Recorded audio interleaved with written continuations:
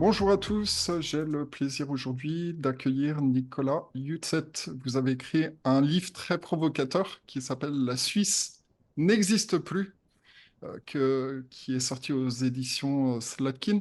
Bonjour Nicolas Yutzet. Bonjour, merci pour l'invitation. De rien, c'est avec plaisir. On va parler de votre livre. Alors, la plupart de l'audience sait que je suis franco-suisse, donc ça va aider un petit peu dans la clarification de certaines choses, mais ça va être aussi le côté intéressant. La première question que je vais vous poser, Nicolas, je sais que vous avez une origine, je dirais, classe moyenne.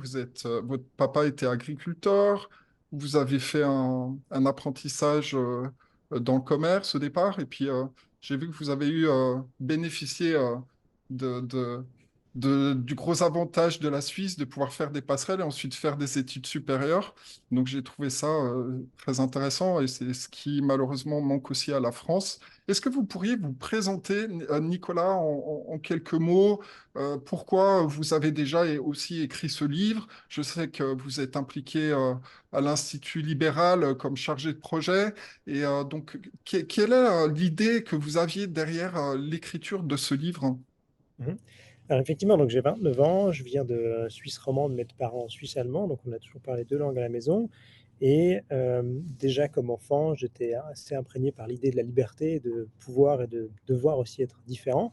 Ça m'a toujours un peu attiré. Et là, la genèse de ce livre, c'est évidemment mes différentes activités dans des environnements libéraux, que ce soit comme vice-directeur à l'Institut libéral ou via une chaîne YouTube qu'on avait créée dans le passé qui s'appelle Liberté, Liber-T comme la boisson qu'on boit, pardon, où on publiait des interviews avec des personnes qui s'intéressent de près ou de loin à la liberté. Donc la thématique m'intéressait beaucoup et j'ai vécu un an à Paris. Et quand on est à l'étranger, j'imagine que peut-être une partie de vos auditeurs ou téléspectateurs ont vécu la même chose. On raconte beaucoup son propre pays, donc les autres nous posent des questions. Pourquoi est-ce que la Suisse fait certaines choses mieux? Pourquoi une partie des Français souhaitent habiter en Suisse?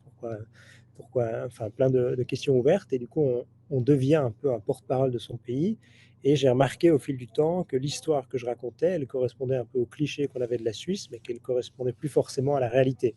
Donc, celle d'une Suisse décentralisée, celle d'une Suisse où les politiciens sont plus proches de la population, où l'État est un peu moins actif qu'ailleurs, alors que quand on regarde la dynamique dans les faits, dans les chiffres, c'est plus tellement vrai. Donc la Suisse se rapproche beaucoup de ce qui se fait en France et en Allemagne, alors qu'une grande partie de la réussite suisse, c'est qu'on va moins vite dans la mauvaise direction et que j'ai l'impression qu'on se rapproche beaucoup plus de modèles qui ont pas que des jolis côtés autour de nous. Et c'était un peu ça qui m'a d'abord effrayé et ensuite motivé à écrire un livre sur l'histoire de la Suisse et où est-ce qu'on en est et comment est-ce qu'on peut faire pour que on puisse éviter une partie des erreurs qui ont été faites ailleurs. Alors, votre livre parle de passablement deux choses. La colonne vertébrale, c'est quand même la professionnalisation de la politique suisse. On sait que le système politique de la Confédération, initialement, ça a toujours été un système politique de milice. Est-ce que vous pouvez expliquer, Nicolas, à nos auditeurs concrètement ce que veut dire le système de milice, sachant que ce mot-là, milice, c'est un petit peu inquiétant dans un contexte français finalement. Absolument, c'est toujours difficile à comprendre de l'étranger, mais en Suisse, on perçoit ou on voit l'État comme étant d'abord construit par l'ensemble des citoyens. Donc c'est milice, ça veut simplement dire que chacun s'engage sur son temps libre pour le pays et on peut le faire soit à l'armée, notamment l'armée est une armée de non-professionnels en Suisse, donc c'est une armée de conscrits où chacun a ensuite son arme à la maison. Donc là, c'est une partie des gens, ici la population masculine, qui donne de son temps pour la nation. Et au niveau politique, que ce soit au niveau cantonal, communal ou même fédéral, on est toujours parti du principe que la politique était une activité à côté de notre vraie vie et que ce n'était pas une vocation. Donc c'était plus un engagement pour la collectivité et pour que le pays reste en place, mais qu'on fait tout ça à côté de nos vraies activités. Et on retrouve ça dans plein de métiers où des gens engagent une partie de leur temps libre pour que la communauté vive bien, sans que ce soit des gens professionnels payés à 100%. Et c'est une manière un peu de diviser la responsabilité collective sur chaque épaule pour que chacun se sente responsable, plutôt que déléguer l'ensemble des tâches à des politiciens professionnels, à des, à des personnes payées par l'État, etc. Donc c'est un peu l'état d'esprit de la Suisse historique, de dire que c'est vraiment chaque individu qui doit prendre une partie de son temps libre pour que la nation tourne. Alors, effectivement, c'est un système qui est fondamentalement très différent de la France, où on a affaire à des professionnels qui cherchent avant tout à être élus et qui sont, entre guillemets, déconnectés de la réalité et du peuple. Alors, on va rentrer évidemment plus en détail sur ce que vous mentionnez dans ce livre. Donc, pour des Français, ça peut être un petit peu difficile à comprendre que, en fait, l'Assemblée fédérale, donc le Conseil national, euh, se, se rencontre 4 fois par an pour des séances pas de 3 semaines, je crois, où là, en fait, ils organisent le calendrier. Donc, il n'y a pas ils ne siègent pas en permanence, c'est bien ça? Exactement. Alors, à la base, c'est vraiment prévu que quelqu'un soit d'abord avocat, d'abord agriculteur et ensuite politicien. Et c'est pour ça qu'on a des sessions qui sont 4 fois par année avec 3 semaines bloquées, mais que sinon, le reste du temps, ils ont parfois du travail en commission, mais qu'en théorie, on peut séparer les deux mondes. Donc, en théorie, toujours, dans l'histoire suisse, les politiciens ont toujours d'abord eu un métier dans le privé et ensuite, grâce à ça ou malgré ça, ils ont réussi à s'engager en politique. Et aujourd'hui, c'est en train de s'inverser. Donc, on a de plus en plus de cas qui ressemblent aux pays qui nous entourent, donc des gens qui vont directement en politique après les études, sans avoir du coup ce transfert entre le savoir qu'on peut amonceler dans une carrière privée, qu'on peut prendre avec en politique. Donc là, il y a souvent un transfert maintenant entre fin des études directement en politique et beaucoup de gens qui font de la politique à 100%, donc qui font plus rien à côté et qui n'ont donc plus cette expérience, soit d'avoir géré des personnes, soit d'avoir une entreprise familiale, soit d'avoir une exploitation agricole. Donc il y a une sorte de séparation entre les deux mondes où on voit émerger ce qu'on appelle dans notre pays une classe politique. Alors justement, ce qui m'a surpris assez rapidement dans le livre, page 62, vous mentionnez le mot élite et vous faites référence à comprendre comme un groupe de personnes ayant dans une société une place importante.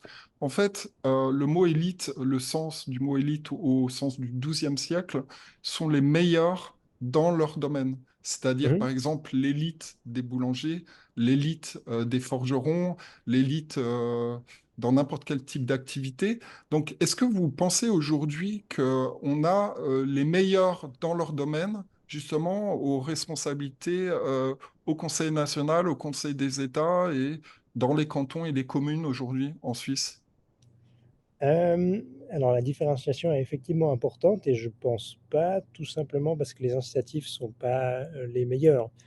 Si dans le passé c'était avant tout des gens qui avaient d'abord une carrière dans le privé et du coup un bilan qui était élu à la fin aussi dans l'exécutif de la nation, c'est qu'ils avaient déjà prouvé quelque chose, donc par nature ils faisaient plutôt partie de l'élite au sens traditionnel de la chose, tandis qu'aujourd'hui on a par exemple un exécutif en Suisse, donc on n'a pas un seul président, on a une division de la responsabilité entre 7 personnes, et c'est un collège qui est assez peu charismatique et qui a de la peine à imprimer sa marque de fabrique. Donc on a l'impression d'une perte de qualité, ne serait-ce qu'en termes de leadership et aussi de force, on va dire, au sein du collège exécutif et même au sein de la politique. Je crois que la vie, comme elle est organisée aujourd'hui en Suisse, où la politique prend de plus en plus de place, en fait, ça devient aussi difficile pour quelqu'un de très bon dans sa carrière professionnelle de devenir politicien et d'avoir un peu son mot à dire. Parce que si tout le monde s'engage à 100% au Parlement et que toi, tu es le seul à être à côté de ça encore avocat, à côté de ça encore chef d'entreprise, à côté de ça encore employé dans une entreprise avec beaucoup de temps de travail, en fait, c'est difficile de trouver ta place. Donc, j'ai un peu l'impression que plus on avance, plus on se dirige vers un profil assez homogène du politicien en Suisse et du coup beaucoup moins de place pour des profils qui sont différents et qui ont déjà un grand bilan dans l'économie privée. Alors, de manière récurrente dans l'ouvrage, je constate que avec justesse, vous me pointez du doigt le fait que la Confédération suisse est de plus en plus vérolée, entre guillemets, par les idéologies de gauche et de centralisme, d'étatisme. Comment vous expliquez ça euh, de manière spontanée dans votre analyse? Ah oui, c'est évidemment différentes tendances de fond, hein. Je dirais que la première, c'est que si la politique devient une activité en tant que telle, on a forcément envie d'en faire plus que dans le passé. Si avant on y consacrait peut-être 5 heures par semaine, pendant ces 5 heures, on réglait les problèmes les plus évidents et on ne développait pas forcément de nouvelles idées. Tandis que si on y passe 100% de son temps, On a aussi 100% de son temps pour trouver des nouvelles idées, des nouvelles dépenses. Et on est aussi beaucoup plus concentré sur sa réélection, étant donné que ça devient sa carrière, la politique. Donc on est presque obligé ou presque dépendant de cette fonction. Et in fine, bah, ça fait augmenter les dépenses qui nous permettent d'être réélus. Donc là, je dirais qu'il y a aussi une corrélation qui s'observe depuis les années 90, de professionnalisation de la politique, aussi de centralisation. Et tout simplement, si on a plus de temps pour agir comme politicien, on a envie d'avoir plus de responsabilités politiques, et plus l'État prend de la place, moins le privé en a. Donc c'est un peu un jeu entre deux mondes qui, ces dernières décennies, a plutôt tourné en faveur des forces étatiques. Alors, vous mentionnez aussi le fait que les responsabilités à différents échelons de la Confédération, des cantons et des communes, c'est-à-dire que les tâches ne sont plus précisées clairement et du coup, il y a un enchevêtrement dont vous faites référence. En quoi cet enchevêtrement est nuisible et comment se fait-il que déjà à la base, il y ait un enchevêtrement? Comment c'est possible? Mhm. Alors, l'entité politique en Suisse, tout part de la commune, donc on est citoyen de sa commune, et ça veut dire qu'à la base, on est vraiment ancré dans cette petite communauté, et qu'ensuite, une fois qu'on s'entend bien dans une commune, on va à l'échelon cantonal et ensuite à l'échelon confédéral, donc au niveau suisse. Et très longtemps, on avait plutôt une identité communale et cantonale. On se disait neuchâtelois ou issu de telle et telle commune et un peu moins suisse. Et ça fait qu'on était très jaloux de ses responsabilités parce qu'on préférait décider soi-même. On pensait qu'un Neuchâtelois était plus à même de décider pour lui-même qu'un Genevois, par exemple, parce qu'on avait des différences de mœurs ou de mentalité, de culture, etc. Et, euh, et donc, le revers de la médaille de cette responsabilité, c'est qu'il faut l'assumer et engager du temps pour cela. Et c'est seulement intéressant d'engager du temps dans sa petite commune si on est aussi récompensé par des tâches intéressantes à faire. Et depuis les 30 dernières années, ben, on a centralisé beaucoup de tâches et beaucoup de thématiques intéressantes au niveau fédéral. Et ça fait que s'engager aujourd'hui dans une petite commune, souvent c'est très peu intéressant, parce que c'est chronophage. On est face à des professionnels de la politique en face qui ont tout le temps et tout le bagage technique pour comprendre ce qu'ils font. Et surtout, ils nous donnent ou ils nous laissent plus que certaines tâches assez peu attirantes, on va dire. J'ai été au Parlement de ma petite commune pendant 4 ans, donc 2000 habitants, donc extrêmement petite. Et in fine, 80% du budget était obligatoire, c'est-à-dire décidé par d'autres échelons. Et nous, on avait à peu près la main sur 15-20% du budget.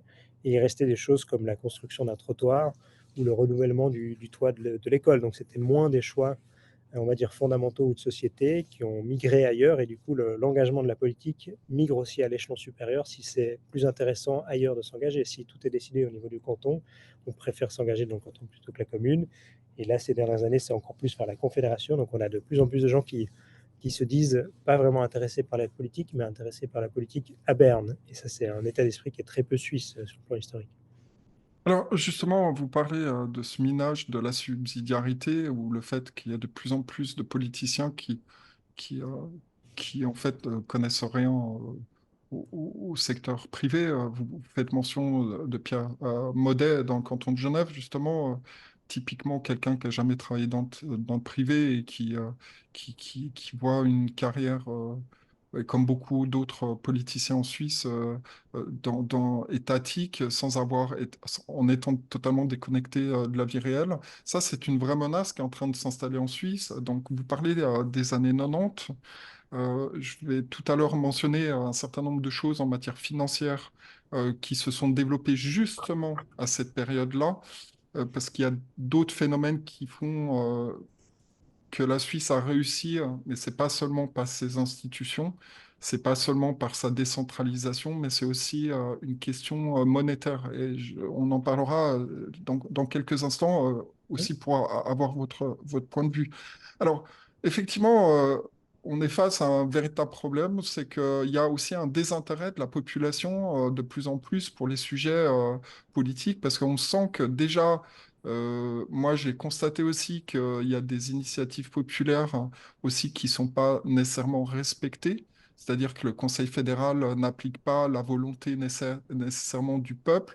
Je me souviens de cette initiative pour le renvoi des étrangers criminels et il me semble que le Conseil fédéral a fait un exercice pour limiter la portée de cette initiative. Comment vous voyez-vous les manœuvres de plus en plus grossières, je dirais, du Conseil fédéral pour minimiser la volonté du peuple? Bon, je dirais que c'est pas seulement le Conseil fédéral, mais c'est toujours un jeu un peu à plusieurs. C'est le Parlement et le Conseil fédéral qui est chargé d'appliquer l'acceptation, enfin l'initiative qui a été acceptée. Et moi, je vois plus un signe dans cette impression qu'il y a une sorte de décalage entre justement une classe politique qui se crée et la population, parce que peut-être qu'il y a 50 ans, ce serait jamais arrivé à l'esprit de la classe politique de ne pas appliquer ce qu'a décidé la population. Donc pour moi, c'est aussi un signe qu'une petite partie de la population a l'impression de mieux savoir que la majorité qui a soutenu l'initiative. Et donc ça, c'est un signe aussi clair pour moi oui, de distanciation entre la réalité vécue par les gens et la manière dont c'est perçu au sein de la classe politique. Après, je dirais pas forcément que les citoyens s'intéressent moins à la politique qu'auparavant. On voit des taux de participation, notamment après le Covid, qui sont assez élevés, parfois même historiques. Moi, ce que je vois plutôt, c'est que l'intérêt des gens pour la politique en Suisse migre de l'échelon cantonal et communal à l'échelon fédéral. Donc, ils ont beaucoup de peine à voter pour des élections au niveau de la commune.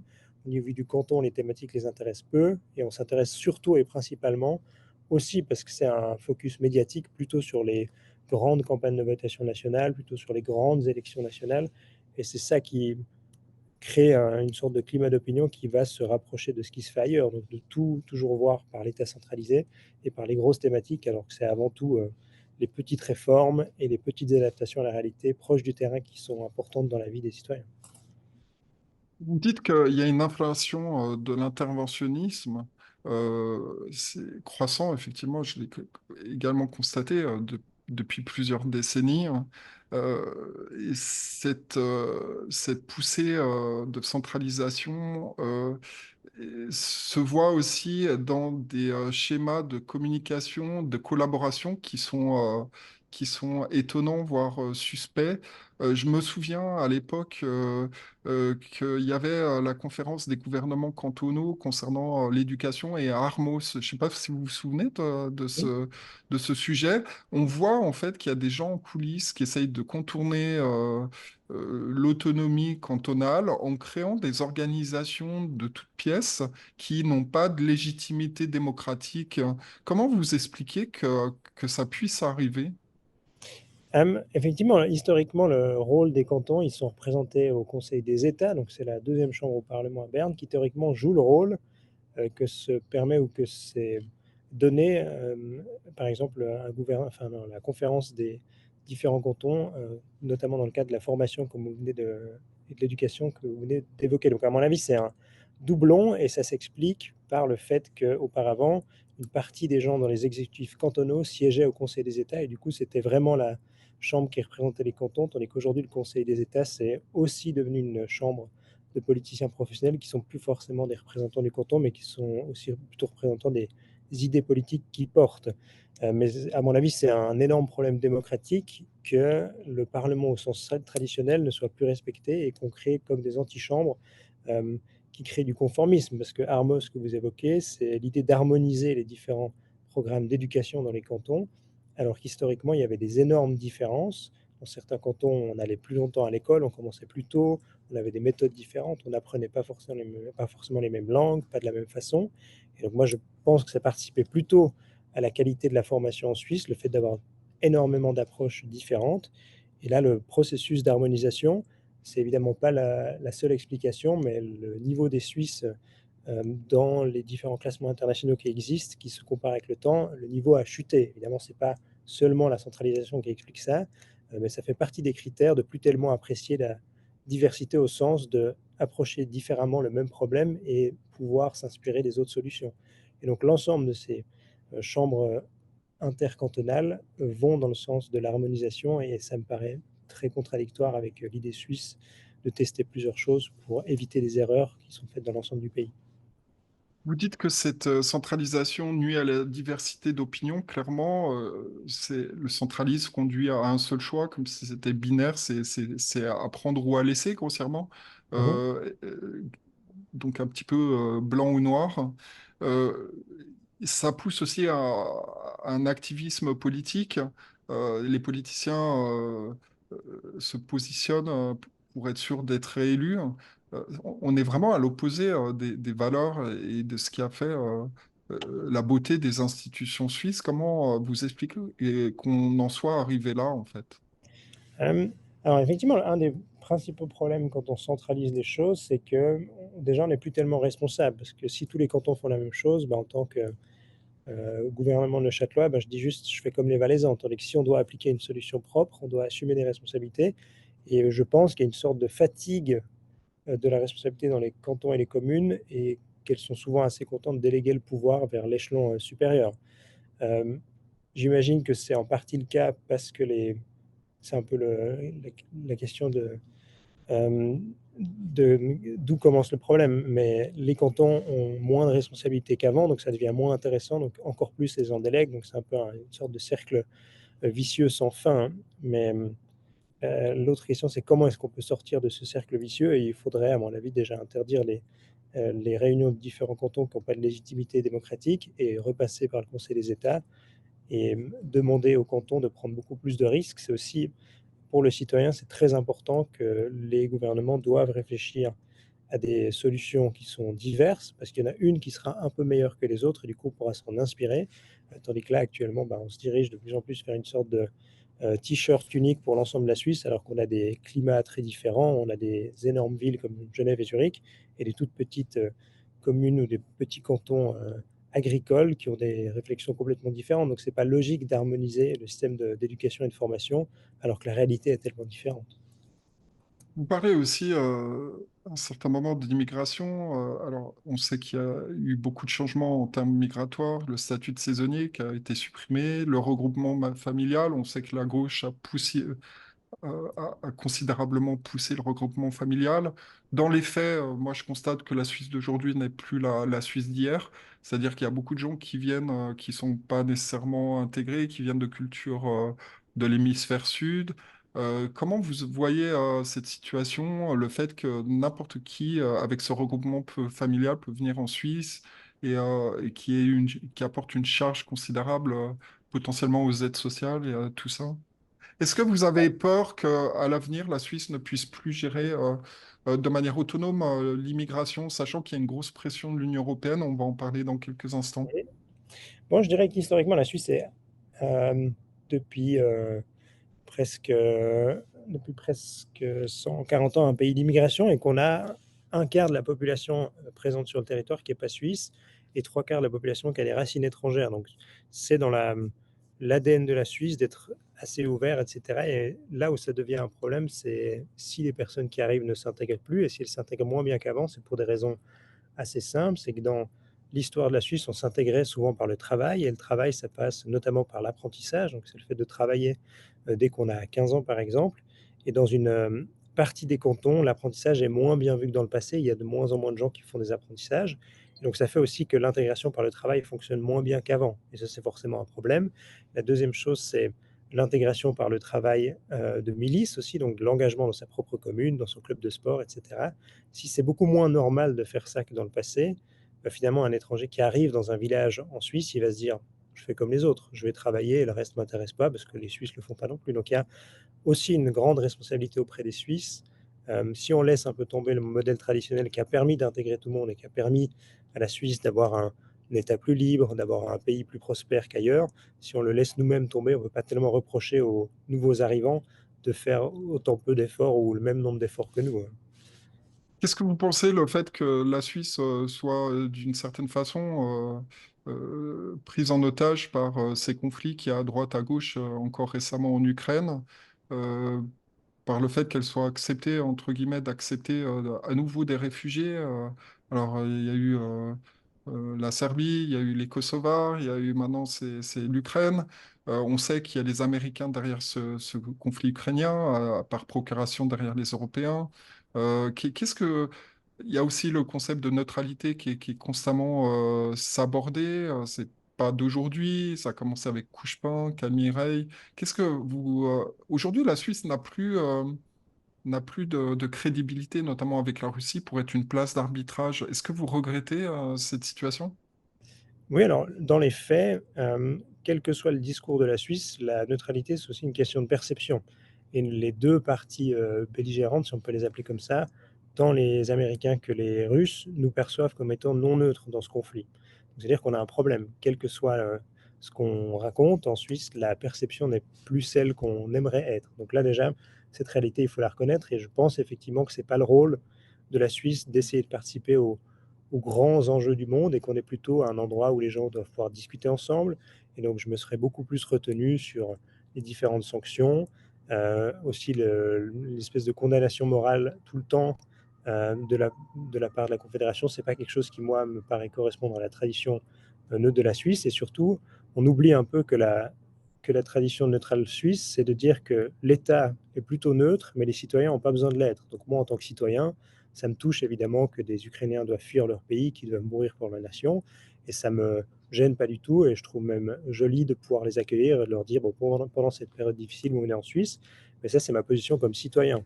Et j'aimerais pas que la Suisse, comme nation, commence à prendre parti, aussi parce que ça la met en difficulté et que c'est pas son rôle. Son rôle de petite nation, c'est d'essayer de créer le dialogue et qu'à la fin, il n'y ait plus de guerre. Et que dans cette phase transitoire-là, on accueille les gens, certes, mais c'est pas à nous d'avoir cette impression qu'on peut participer aux grands enjeux du monde.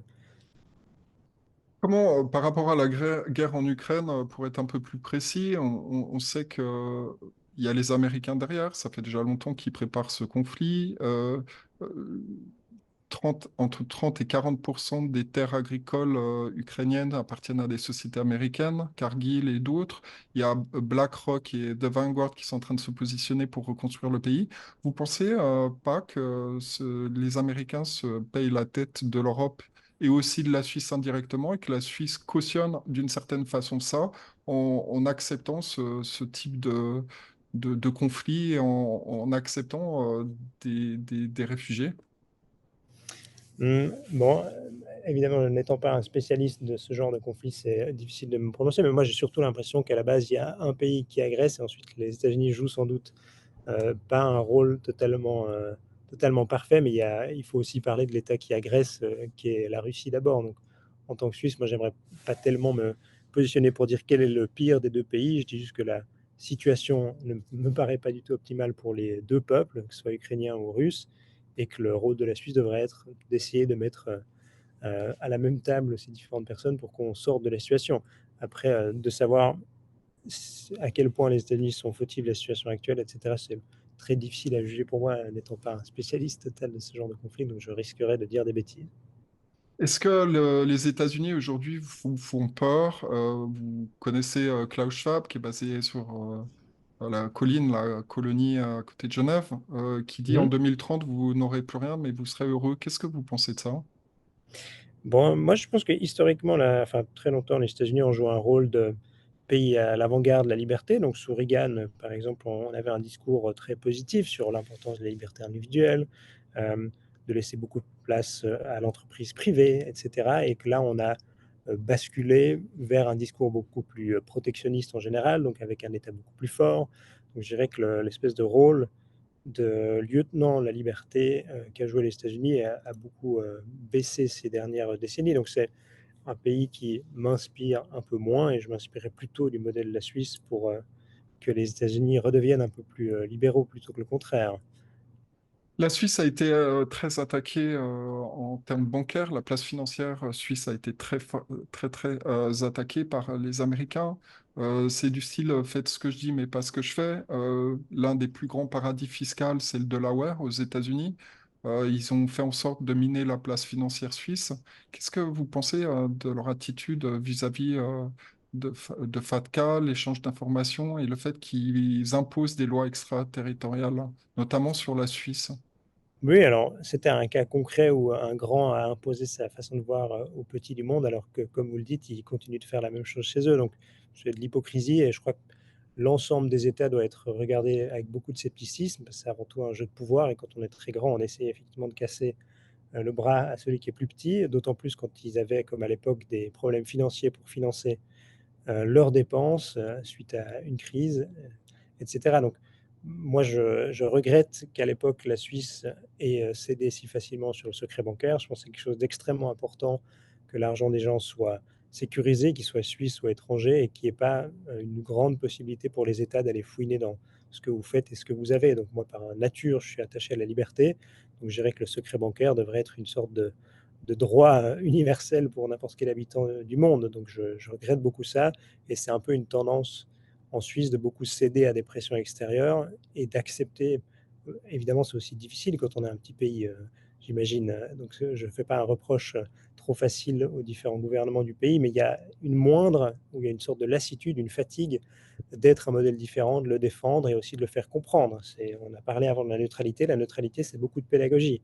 C'est assumer qu'on a une position difficile sur le plan diplomatique. Quand on va à l'ONU, une partie des gens nous jugent, mais c'est parce qu'on devrait le faire, parce qu'on sait que la Suisse se portera mieux dans le futur ou qu'elle survivra seulement si elle ne s'implique pas dans ce genre de conflit. Donc c'est toujours un peu cette impression générale qu'on a un manque de courage qui ensuite entraîne une disparition, ou en tout cas une sortie du modèle traditionnel de la Suisse. Je rebondis sur le secret bancaire, donc, qui a fait pas mal de vagues. Donc, le secret bancaire est toujours valable pour les résidents suisses, pas pour les étrangers. Il se trouve que vous parlez dans votre livre euh, particulièrement des années 90 où Mhm, ça a commencé cette professionnalisation de la politique. Et en fait, il se trouve que pendant cette période, la Suisse a rejoint le Fonds monétaire international. Fonds monétaire international, il n'y a pas eu vraiment de débat. Il y a la constitution qui a été changée en 1999 et qui a donc fait en sorte que la Suisse s'intègre au Fonds monétaire international. On sait que cette organisation euh, contrôle les banques centrales. Et puis, le système monétaire a notamment les réserves d'or. Et je me m'étais particulièrement penché sur ce point-là, que j'ai d'ailleurs mentionné dans mon livre, puisque Ferdinand Lipps, que vous connaissez peut-être, hein, qui est un banquier zurichois qui avait écrit Gold Wars et qui avait envoyé son livre à tous les parlementaires suisses en expliquant la grande menace euh, des activités en fait de la Banque nationale suisse, le fait que c'est une filiale de la Fed et qu'en fait elle a été forcée de vendre la moitié de ses réserves d'or. La Suisse avait plus de 4000 tonnes d'or. Et dans les années 90, son stock s'est effrité et elle a à peine 2000 tonnes aujourd'hui. On n'est même pas sûr réellement qu'elle a ce stock dans les coffres ou qu'il soit gagé ou quoi que ce soit. Ma postfacière Liliane L. de Kawam, qui est aussi originaire du canton de Neuchâtel, qui est spécialiste Liliane L. Kawam de la Banque nationale suisse, qui a beaucoup commenté là-dessus. Elle explique que mhm, BNS s'est extrêmement exposée de manière gravissime sur les titres.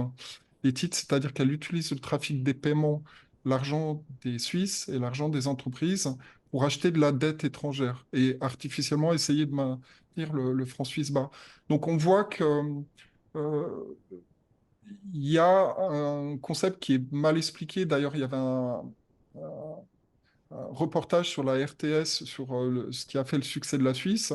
Et en fait, ce qu'on voit et qui est important de retenir, c'est que ce qui a fait vraiment aussi le succès de la Suisse, c'est en fait le fait qu'elle avait une monnaie honnête et solide, qui était adossée à leur physique.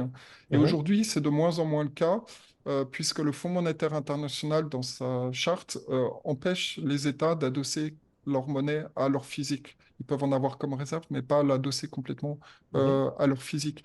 Donc, est-ce que vous, personnellement, vous avez un petit peu suivi ou vous suivez un petit peu ce qui se passe avec la Banque nationale suisse? J'ai mentionné aussi récemment que David Rogers Webb, qui est un initié de la finance, a révélé en mai 2023 qu'il y a dans la Convention de La Haye sur l'incertitude juridique des titres transfrontaliers, il y a une saisie des titres qui va être orchestrée lorsque la bulle de dette mondiale va exploser. Et ça fait penser au Great Reset, la grande réinitialisation. Est-ce que vous, personnellement, Nicolas Yutzet, vous êtes inquiet pour la situation financière du pays et les activités douteuses de la Banque nationale suisse. Mhm.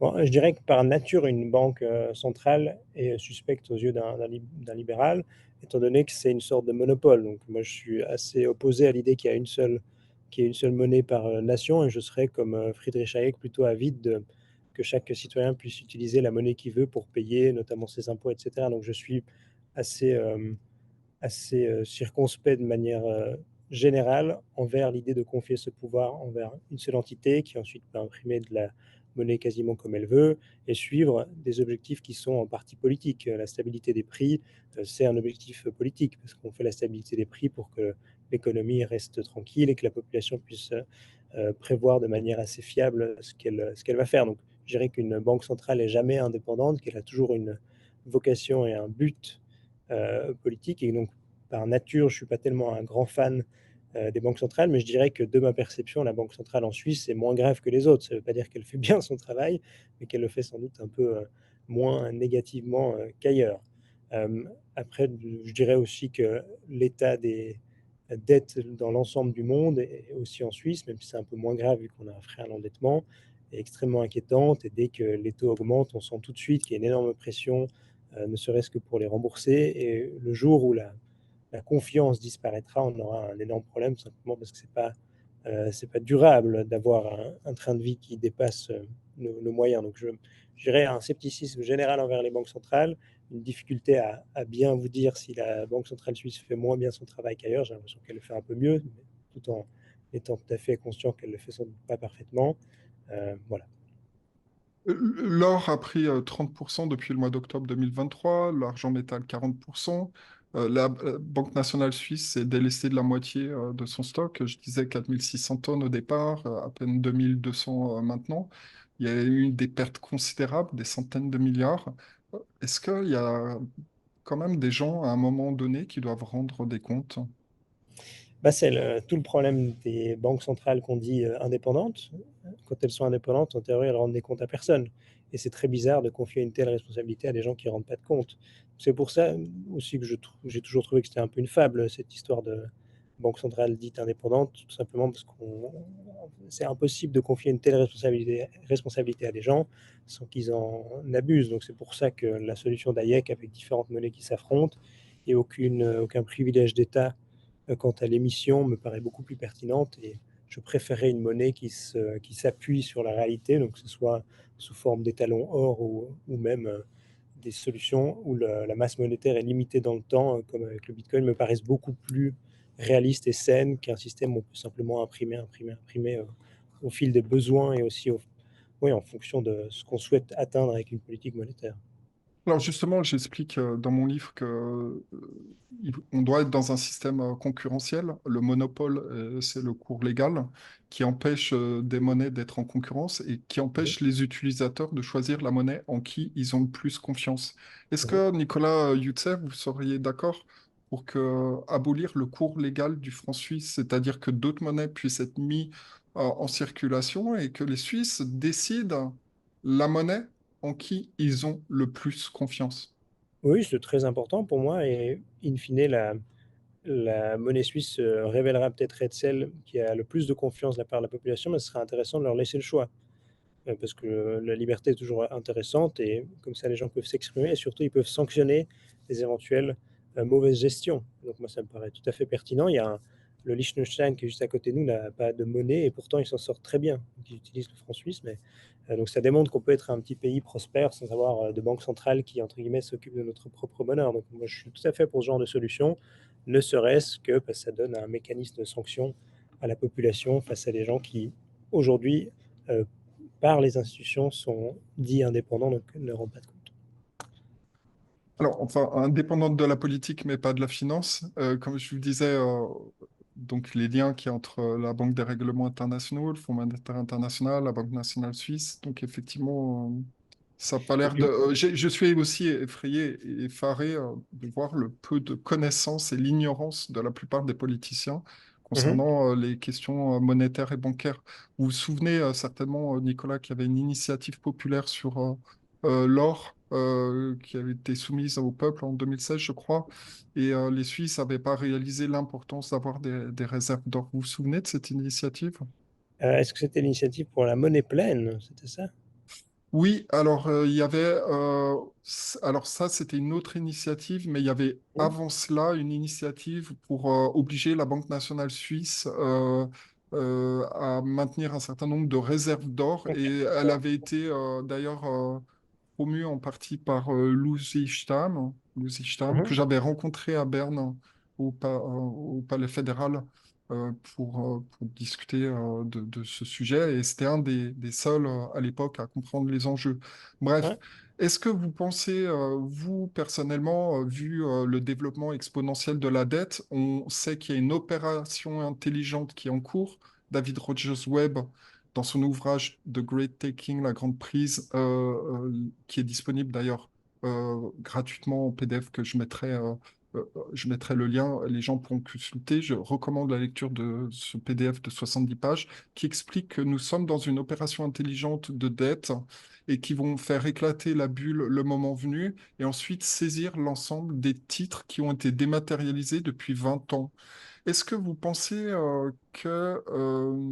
il peut y avoir une situation très grave financière, bancaire prochainement, que la Suisse peut être très exposée et que l'épargne des Suisses est menacée?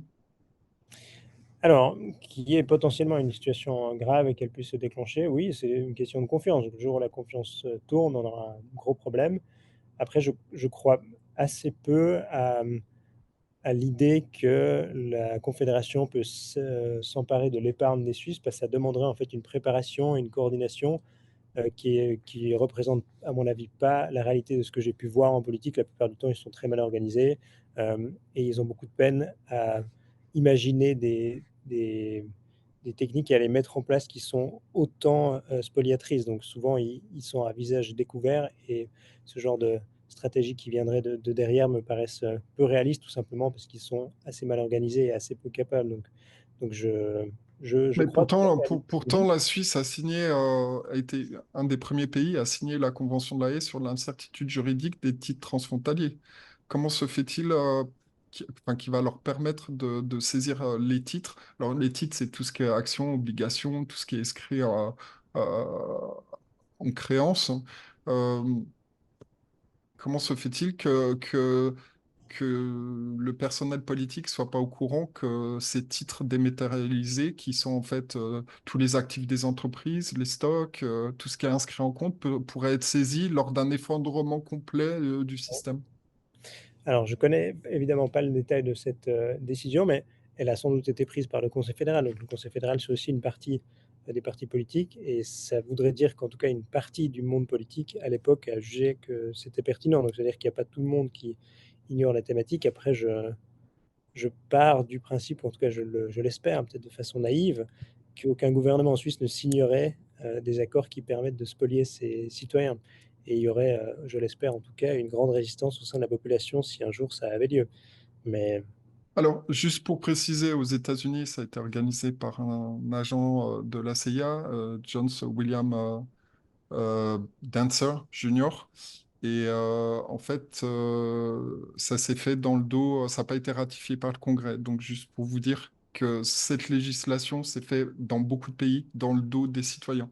Mais je la mettrai en consultation, je mettrai le lien. Il a été publié en français, dans plusieurs langues en français, 70 pages que je recommande, avec tous les textes de loi de l'Union européenne qui confirment et de manière irréfutable la saisie des titres qui est programmée dans les textes, notamment à travers deux instituts, Euroclear et Clearstream.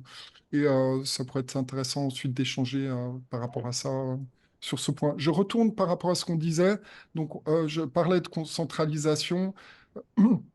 Donc, qui a pris de l'importance considérable, cette professionnalisation, et aussi le fait qu'on se rend compte que au final, il y a de moins en moins de politiciens qui potentiellement pourraient rendre des comptes. On parle notamment de Monsieur Berset durant la crise du Covid. On sent qu'il y a une certaine impunité qui s'installe parce que ces professionnels, finalement, se sont octroyer une forme d'impunité. Qu'est-ce que vous pensez de ça et comment vous voyez ça, Nicolas Jutset? Mmh. Alors effectivement, ça n'aide pas d'être dans une sorte de bulle, et si son métier, c'est la politique, ben, par nature, on croisera de plus en plus de gens qui nous ressemblent. Tandis qu'à l'époque, si on avait un «vrai métier» entre guillemets à côté, on croisait aussi beaucoup d'agriculteurs, on croisait aussi beaucoup de gens qui avaient simplement une vie, autre que la nôtre. Donc ça faisait, qu'on prenait beaucoup plus en compte cette espèce d'aspérité, de différence, et qu'on était beaucoup plus tolérant, et qu'on était aussi simplement plus proche de la population parce qu'on vivait avec et qu'on partageait son quotidien au sein des entreprises. Donc, à mon avis, c'est assez naturel que si on crée une classe politique, ça devient de plus en plus une sorte de tour d'ivoire où les idées partagées sont à peu près les mêmes, et où ça devient difficile, en tant que membre du Parlement, d'exprimer des opinions divergentes parce qu'on est vraiment presque ostracisé d'un petit milieu qui partage une grande partie des mêmes opinions. Et donc là, je pense qu'effectivement, c'est à long terme un problème, parce que ça peut donner l'impression qu'on est au-dessus de la population, qu'on a mieux compris qu'elle, et que du coup, c'est à nous de livrer des solutions, alors que le modèle et la tradition suisse, c'est surtout un droit de veto et un droit de proposition de la population pour dire stop et non à la politique quand elle va dans la mauvaise direction. Donc moi, j'ai aussi cette crainte qu'on ait de plus en plus de profils qui sont prêts à tout pour rester en politique, passer leur carrière, et que ça s'explique par les profils qu'on attire désormais à cause de la professionnalisation. Alors justement, vous parlez de nuisance par une construction d'influence de ces politiciens pour qu'ils restent en place. On va passer un petit peu de temps là sur les solutions parce que c'est important qu'on puisse trouver des axes de solutions. Dans votre livre, il y a des choses intéressantes. Je voulais juste mentionner quelque chose, Nicolas, au sujet de l'impôt. On sait que plus il y a d'impôts, plus il y a de gens qui travaillent, plus il y a de la TVA qui est prélevée. Ça fait Mhm, toujours des masses d'argent supplémentaires qui sont mises à la disposition de l'État, de la Confédération, des communes et des cantons. OK, pour mettre en place de nouvelles infrastructures, etc. Mais le fait que ça soit un ratio en pourcentage fait que potentiellement, il y a toujours de l'argent qui alimente un État de mhm. plus en plus gros, une bureaucratie. Est-ce que vous, personnellement, Nicolas, vous seriez potentiellement comme Pascal Salin, qui était intervenu à l'Institut libéral, Mhm. favorable d'un impôt par capitation? Oui, alors, enfin, vous avez raison d'aborder une thématique intéressante, c'est que la Suisse grandit en termes de population et qu'automatiquement les impôts augmentent, parce que typiquement quand on a de la TVA, bah, ça augmente automatiquement, alors que en théorie, il y a beaucoup d'effets d'échelle. Plus on a de gens à un endroit, moins ça coûte par habitant de faire certaines tâches. Donc on a effectivement une sorte d'augmentation presque naturelle des besoins de l'État, en tout cas des encaissements de l'État qui ne correspondent pas à la réalité de ce qui devrait être. Donc ça, c'est un premier problème. Et effectivement, moi, je serais d'avis que, bon, on pourrait baisser de manière drastique les entrées de la Confédération, ne serait-ce que pour voir ce que ça donne. Et ensuite, l'application concrète de comment est-ce qu'on fiscalise, moi je trouverais que c'est beaucoup plus raisonnable de dire qu'on doit donner un certain pourcentage par personne et qu'il n'y ait plus la progression qu'on a aujourd'hui. Et je ne taxerai pas non plus la consommation comme on le fait avec la TVA, tout simplement parce que la consommation me paraît être un droit des êtres humains et qu'on ne doit pas la décourager. Vous parlez d'un point qui est important, le frein à l'endettement, qui a été initié par Caspar Villiger. Et là, vous mentionnez une de ces citations, les politiciens détestent habituellement les outils qui les rendent inutiles. Mhm, Donc ça résume bien un petit peu la situation. Est-ce que par rapport à ce frein à l'endettement, si vous mentionnez à ce point, je pense que vous avez quand même une bonne connaissance de cet outil. Est-ce que mhm. vous avez constaté, Nicolas Yutze, un détournement potentiel de ce frein à l'endettement? Est-ce qu'ils ont trouvé des manœuvres pour éviter d'avoir faire à, d'avoir à faire face à ce frein à l'endettement? Oui, alors bien sûr, il y a une question des classifications des dépenses. Il n'y a pas toutes les dépenses qui tombent sous le frein à l'endettement. Et le frein à l'endettement, en fait, il intervient dès le moment où les dépenses dépassent les entrées. Mais si on augmente les entrées, le frein à l'endettement, ça veut dire qu'on n'a pas plus de dettes, mais on a plus de dépenses qui sont couvertes par plus de recettes. Donc on a quand même un problème indirect que la population paye trop pour un service qu'elle ne juge pas assez bon. Donc il y a toujours une volonté et une tentative d'alléger le frein à l'endettement, de le rendre beaucoup moins dur. Et c'est une tentative qui revient à chaque fois, qui revient à chaque budget, et contre laquelle, heureusement, on arrive à lutter parce qu'on a une grande oui, légitimité populaire, parce que ça a été accepté, je crois, à 80% à l'époque, le frein à l'endettement. Donc voilà, évidemment, il y a toujours des tentatives, parce qu'un politicien par nature, il aime bien dépenser de l'argent. Donc le frein à l'endettement, c'est un peu son ennemi sur le chemin. Mais je dirais qu'en général, c'est une institution qui marche. En général, c'est une institution qui responsabilise et qui les empêche de dépenser de l'argent qu'ils n'ont pas. Donc on pourrait l'améliorer, on pourrait le durcir, mais je dirais qu'il tient la route. Vous dites que la qualité des institutions, c'est la qualité des institutions qui donne de bons politiciens et pas l'inverse. Vous dites qu'il y a un militantisme politique qui nuit aux solutions minoritaires. Vous pouvez juste expliquer à nos auditeurs qu'est-ce que vous entendez par là? Alors, c'est pour expliquer à des Français ou à des Allemands que c'est pas vraiment les Suisses qui sont meilleurs par nature, mais c'est nos institutions qui font qu'on est un peu moins, dans la tendance de dépenser l'argent des autres, de faire des grandes erreurs à travers, l'État, tout simplement parce que les institutions ne nous le permettent pas. Donc si, par exemple, on a un frein à l'endettement, ce sera impossible pour moi, si je suis élu à Berne, de faire n'importe quoi avec l'argent des gens, tout simplement parce que le mécanisme m'en empêche. Et dans ce cadre-là, moins on donne finalement de latitude à une majorité du Parlement, à une majorité du Conseil fédéral d'agir en pensant faire au nom de la population, moins on donne ce droit, moins ils feront d'erreurs et du coup, plus ils laisseront d'argent et aussi d'espace à la population pour qu'elle fasse elle-même ses choix. Et ensuite, les individus parfois se trompent, mais quand on se trompe, on assume soi-même la responsabilité. Tandis que dans un système où il n'y a pas vraiment de frein à l'interventionnisme des politiciens, les politiciens prennent des grandes décisions alors que c'est les autres qui assument ensuite les responsabilités positives ou négatives de ces dernières. Vous parlez de péréquation financière et qu'il y a 6 cantons qui mettent la main au portefeuille en permanence pour les autres. Il y a Zurich, Oswald, Genève notamment, Zug et puis quelques autres. Mhm. Vous remettez en cause en fait cette péréquation financière. Le principe derrière, c'est quoi? Alors l'idée à la base, c'était de dire que les cantons sont différents et qu'on doit compenser certaines lacunes naturelles qu'elles ont. Si elles ont par exemple une population très âgée ou si elles ont plus de montagnes que d'autres, on partait du principe que c'était bien qu'il y ait une sorte de solidarité entre les cantons qui ont des prédispositions plus favorables et qu'elles en redonnent notamment aux cantons plus alpins. Donc ça c'est un principe qu'on peut à la limite soutenir si on pense que c'est pertinent. Moi je pense que par nature c'est pas une bonne chose que les cantons subventionnent parce que c'est pas une fatalité, même si on est dans un environnement difficile. Si on regarde la Suisse comme pays en entier, on est dans un environnement difficile. On a beaucoup d'Alpes, on n'a pas de matières premières, sauf le bois et un peu de sel. Et malgré ça, le pays est extrêmement riche. Donc visiblement, même dans un territoire hostile, on peut devenir riche. Et si ce constat s'applique à l'ensemble de la Suisse, il devrait aussi s'appliquer à l'ensemble des cantons. Et évidemment qu'un canton comme le canton du Valais atteindra moins facilement la prospérité que le canton de Zurich, mais ce n'est pas une raison de le subventionner et entre guillemets de le maintenir dans cette position, de recevoir de l'argent et de compter plutôt sur l'argent des autres que sur sa propre stratégie pour dans 15, 20, 30, 40 ans être plus prospère et ne plus avoir de problème de financement pour les différentes prestations pour la population. Donc moi, je trouve que par nature, subventionner certains cantons en prenant l'argent aux autres ne me paraît pas très pertinent et les chiffres montrent aussi que la plupart des cantons qui sont subventionnés se contentent de ce rôle de subventionner et ne s'approchent pas vraiment des meilleurs cantons. Donc le rôle de base joué par cette péréquation financière, c'est de rapprocher les cantons et dans les faits, c'est pas ce qui se passe. Donc en plus, ça marche pas. Quand est-ce que cette péréquation financière a été introduite? Est-ce que c'est récent ou...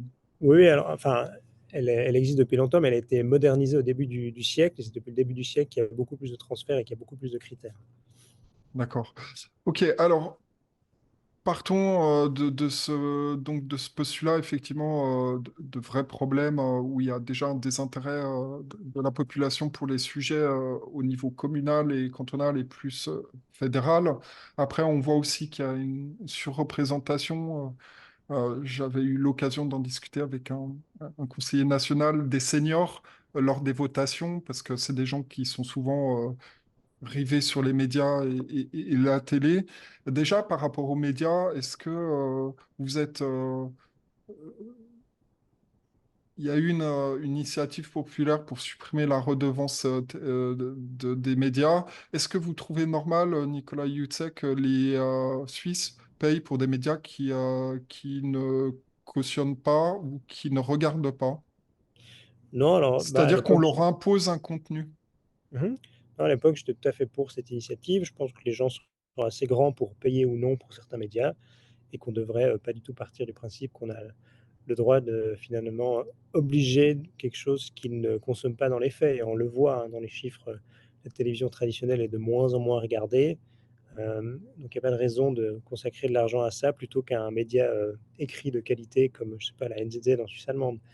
Donc non, je suis pour responsabiliser les gens et je ne pars pas du tout du principe que les médias ont droit à de l'argent, surtout qu'ici, la même question se pose que pour les banques centrales, c'est quels sont les mécanismes de sanction, quel est quelle est ma possibilité de manifester mon mécontentement si je suis obligé de payer. C'est très difficile. Si mon journal papier fait n'importe quoi, l'année d'après, je ne paye plus mon abonnement. Et donc là, concrètement, je peux exprimer mon désaccord.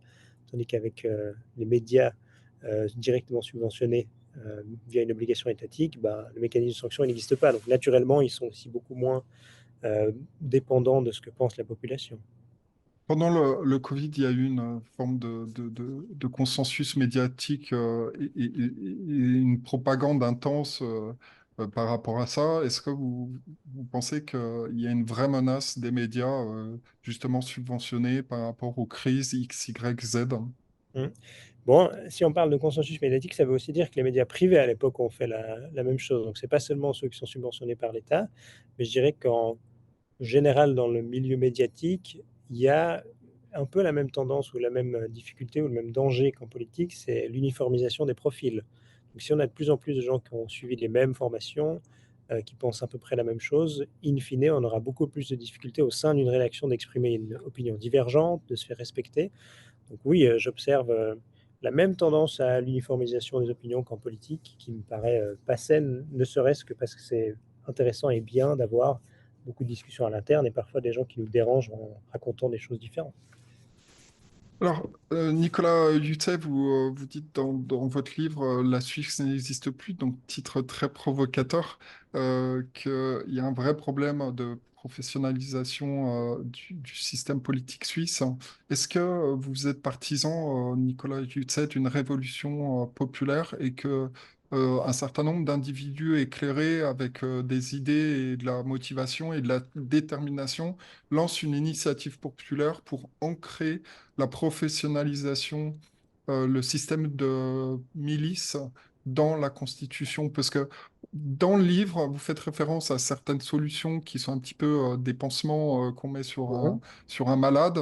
Mais est-ce que la vraie source du problème, elle est là, c'est que on a basculé d'un système de milice à une professionnalisation. Est-ce que Nicolas Ouais. Yutsev, vous êtes chaud, entre guillemets, pour lancer une initiative pour ancrer la professionnalisation et le système de milice qui a fait ses preuves dans le système politique suisse, dans la Constitution. Alors, on pourrait le faire, mais la difficulté, c'est que si on le met simplement dans la Constitution, ça va pas changer la réalité du terrain. La réalité, c'est que à cause du fait qu'ils ont trop de séances, à cause du fait qu'il y a trop de sessions, à cause du fait qu'il y a trop de commissions, ils engagent beaucoup plus de temps et beaucoup trop de temps dans la politique. Donc, il faudrait changer ça d'abord et automatiquement, on n'aurait plus de parlement professionnel. Donc, si on changeait, pas forcément du coup par la Constitution, mais simplement il faudrait compter sur le Parlement pour qu'il s'inflige lui-même une charge de travail plus faible. Donc c'est pour ça que moi j'y crois pas tellement. Et on pourrait essayer à travers la Constitution, mais la Constitution en tant que, en- enfin toute seule ne changera pas la réalité de ce que vivent les parlementaires. Donc il faudrait dans l'initiative populaire préciser qu'il n'y a plus de commission permanente, préciser que les sessions ne doivent plus durer 3 semaines, etc., etc. Donc il faudrait, je ne sais pas si on arrive à écrire tout ça dans la Constitution, si ça ne Ouais. devient pas un geste, mais Est-ce que ça passerait aussi par une refonte des responsabilités au niveau de la Confédération des cantons et des communes pour qu'il soit clairement indiqué que le principe général et qu'il soit vraiment ancré le principe de subsidiarité, que tout ce qui peut être réglé au niveau local doit l'être et dans des cas exceptionnels, quand ce n'est pas possible que ce soit fait au niveau de la Confédération. mmh. Parce que le Oui. problème est finalement, il reste quand même assez là. Vous le dites à plusieurs reprises dans votre livre, qu'il y a cet enchevêtrement et des doublons qui sont potentiellement volontaires pour noyer un petit peu le poisson et que les gens ne s'y retrouvent plus et que finalement, au final, on voit une aspiration des prises de décision à Berne. Mmh. Oui, alors dans l'idéal, il faudrait effectivement en fait, la meilleure façon de détricoter, on va dire, la professionnalisation de la politique, c'est de leur enlever des tâches. Et quand on enlève des tâches, ben, on enlève du temps engagé et on le rend au canton. Et toute la difficulté, c'est comment est-ce qu'on peut arriver à ça? Parce qu'il faudrait que, théoriquement, ceux qui aiment beaucoup leurs tâches aujourd'hui les délèguent à d'autres acteurs et ça ne va pas se faire de manière naturelle, à mon avis. Donc c'est pour ça qu'il faut soit une pression extérieure avec des cantons qui font, eux, initiative et qu'on vote à la fin dessus et que la population redonne plus de responsabilités aux cantons et aux communes, ou alors carrément une initiative populaire. Mais à mon avis, une autre difficulté, c'est que la population est plutôt d'accord avec la centralisation actuelle et que les policiers répondent à cette à cette aspiration de, je sais pas, de l'efficacité qui vient du terrain. Donc on a un problème beaucoup plus profond. On arrive doucement à la fin de cette interview. Vous mentionnez une solution qui serait potentiellement adéquate, c'est de créer un 27e canton, donc une sorte de canton virtuel, une sorte de canton incubateur d'idées et qui permettrait de mettre en place de nouvelles solutions et surtout d'être un élément de comparaison, parce qu'on le voit que dans tout système politique, la centralisation évite la comparaison et l'absence de concurrence économique, financière et d'idées, l'absence de concurrence d'idées, en fait, est le terreau de la bureaucratie. Alors, qu'est-ce que vous pensez de ça? Oui, alors, c'est pour ça que l'idée d'un nouveau canton serait intéressante, parce qu'on pourrait partir de zéro. Parce que là, un des problèmes actuels, c'est que le canton de Neuchâtel et tous les autres ont tellement de bureaucratie, tellement de charges historiques que c'est difficile de tricoter tout ça, parce qu'il y a plein de gens qui sont dépendants et qui sont gagnants, on va dire, des différentes mesures de l'État, des différents privilèges octroyés par la loi. Et si on repart de zéro, en fait, on peut simplement partir quasiment d'une page blanche sur un territoire peu occupé du pays, et on pourrait montrer de manière très concrète qu'avec beaucoup moins de règles, beaucoup moins d'État, beaucoup moins de fiscalité, on arrive à une prospérité beaucoup plus intéressante. Et moi, ce qui m'intéresse dans cet exemple, c'est qu'il est non coercitif, que chacun peut rejoindre le canton s'il veut ou pas, et donc on peut voter avec ses pieds, et ça me paraît correspondre à quelque chose de très sain, de d'abord montrer que la liberté, ça fonctionne, que les gens nous rejoignent ou pas, s'ils ont l'impression que ce n'est pas une bonne solution, et qu'in fine, on regarde quel modèle fonctionne le mieux. Et comme ça, on pourra démontrer qu'avec beaucoup moins de lois, avec beaucoup moins de difficultés à construire, par exemple, on aura à la fin un modèle beaucoup plus enviable que ceux qu'on a dans les différents cantons. Alors, en guise de synthèse, sur cette interview, on a abordé beaucoup de choses. Nicolas Hutet, qu'est-ce que vous pensez là qui est le plus important à faire dans l'immédiat pour remédier aux problèmes posés? De mon côté, moi, j'ai parlé un petit peu de l'aspect économique, financier, où il faudrait qu'il y ait une abolition du cours légal, que la Suisse récupère un franc suisse qui soit complètement adossé à leur physique et pas partiellement. De votre côté, quelles seraient les actions fortes qui permettraient d'empêcher cette chute qu'on Mhm. voit progressive, cette étatisation rampante de la Suisse? Alors, la solution la plus efficace, à mon avis, serait de baisser du jour au lendemain un tiers des recettes de la Confédération. Si elle a un tiers des recettes en moins, elle a un tiers de choses qu'elle peut faire en moins. Elle devra faire des choix difficiles et se poser la question qu'est-ce qu'elle peut rendre au canton, qu'est-ce qu'elle peut rendre aux communes. Et surtout, on sortira de cet état d'esprit ou de cette dynamique qui fait que l'État central fait de plus en plus de choses. Donc, je dirais que ça, c'est une première mesure qui responsabilisera tout le monde et qui est la plus à même de créer des dynamiques positives. Parce qu'attendre du système lui-même qui se réforme, ça me paraît illusoire. Donc ça, ce serait une première solution. Et la deuxième serait de permettre la création d'un canton libre, ou alors de donner le droit à chaque canton de quitter facilement la Suisse si elle n'est plus d'accord avec la manière de faire. Parce qu'aujourd'hui, il faut une double majorité, il faut que tous les cantons soient d'accord, c'est beaucoup trop difficile. Au Liechtenstein, chaque commune peut partir de manière unilatérale si elle n'est plus d'accord. En fait, c'est Et très simple, ça veut dire qu'on agit bien parce qu'on sait qu'elle peut partir. Donc on fait attention à ne pas les brusquer et à être responsable. donc, comme aux États-Unis, est-ce que vous pensez qu'une sécession d'un canton est possible, envisageable à un moment ou à un autre? Alors elle est très difficile en Suisse, donc pour l'instant plutôt pas, mais je pense que ce serait assez sain, ne serait-ce que parce que ça remettrait les choses en question. Ce serait sans doute aussi plutôt un canton prospère qui le fait. Donc si Zug quittait la Confédération, on aurait des problèmes parce que beaucoup de cantons sont dépendants de l'argent de Zug. Et moi, je trouvais que ce serait un exemple intéressant de dire qu'ils ont l'impression d'être meilleurs tout seuls qu'avec les autres cantons qui n'ont pas de stratégie vers la prospérité ou vers la liberté. Donc moi, je trouvais que ce serait un électrochoc, en tout cas, intéressant et passionnant à suivre. Vous dites que la Confédération devrait être coupée d'un tiers de ses recettes. Est-ce que vous êtes partisan de la suppression de l'impôt fédéral qui était imposé temporairement et qui finalement est resté dans le marbre? Est-ce qu'il faudrait supprimer cet impôt fédéral? Oui, alors, mais comme tous les impôts, ils ont d'abord été provisoires et ensuite définitifs. Et c'est un impôt progressif, donc je suis contre les impôts progressifs. Donc oui, je serais tout à fait d'avis que si déjà la Confédération doit avoir qu'un impôt qui est le même par citoyen et plus un impôt progressiste. Alors, Nicolas Huttern arrive à la fin de cette interview. J'ai une dernière question à vous poser. On a une audience française et aussi suisse. Quel est le message que vous avez à faire passer à nos auditeurs aujourd'hui? Vous voyez la situation, il y a une potentielle grave crise qui est en train de se profiler avec des dimensions planétaires entre le Moyen-Orient, l'Ukraine, la situation catastrophique de la dette, la France qui est dans une situation extrêmement préoccupante. Quels sont qu'est-ce que vous pensez de la situation actuelle et quelle est votre vision de l'avenir? Alors moi, je dirais qu'au maximum, il faut que chaque citoyen essaie de se rendre le moins dépendant possible de l'État, donc le moins dépendant aussi possible de la monnaie étatique, donc d'essayer d'être autonome au maximum pour pas dépendre de gens dont je me méfie. J'aime pas la concentration du pouvoir, qu'elle soit monétaire ou politique, donc j'essaie de me détacher de l'influence qu'ils peuvent avoir sur ma vie. Donc si chacun fait déjà ça, on se rend tous moins dépendants de l'État et l'État aura moins de potentiel de nuisance sur nous-mêmes. Donc c'est le conseil que je peux donner à chacun et que j'espère qu'un maximum vont suivre. Alors, je parle juste brièvement un petit peu des cryptos aussi adossés à l'or et à l'argent métal à 100%. Est-ce que, Nicolas Hutet, vous êtes un petit peu dans les cryptos? Est-ce que vous vous intéressez au sujet?